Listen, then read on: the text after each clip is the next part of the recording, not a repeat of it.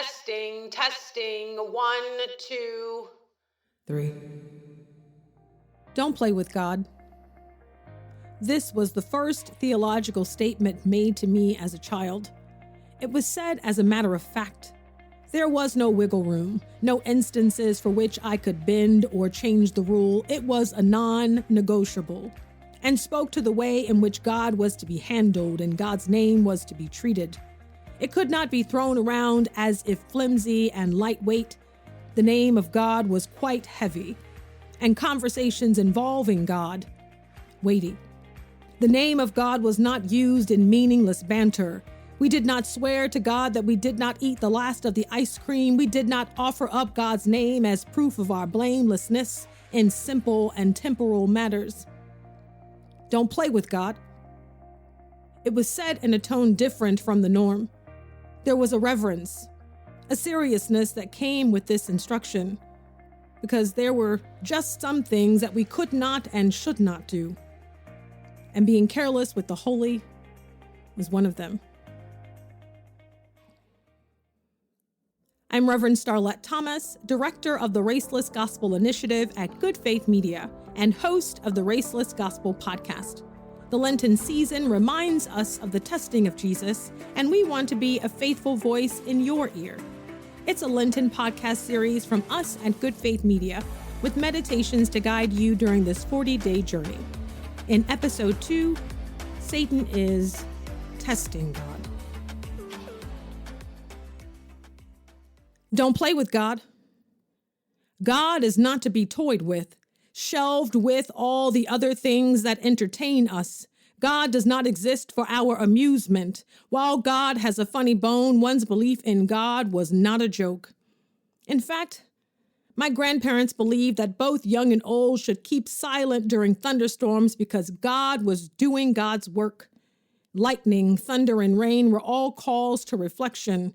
Televisions were turned off, mirrors were covered, phones were not answered, bodies were stilled for fear that God would strike you dead. Seemingly silly and superstitious now, it instilled in me reverence and a rhythm for which the holy work of God was acknowledged. I understood my place then and now.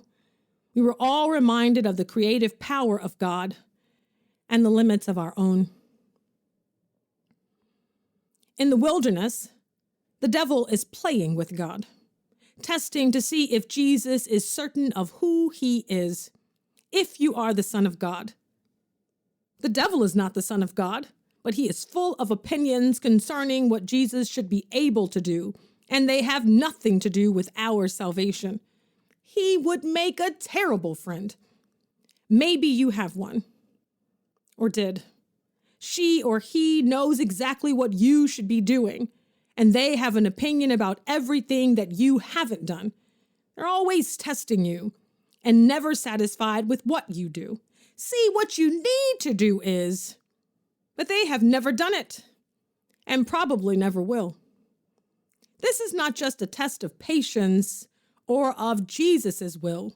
Anyone can be nice for a little while. We can mind our manners for a few minutes, bite our tongue in the moment. But when trouble not only comes but stays the night, rents a U-Haul and then moves in, it tests our character. We may be able to manage when our authority is questioned the first time. We could stomach one instance wherein our leadership is undermined.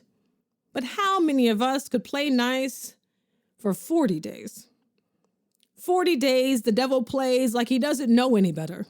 40 days of condescension, manipulation, and lies. 40 days of picking, poking, prodding, looking for holes in Jesus' story.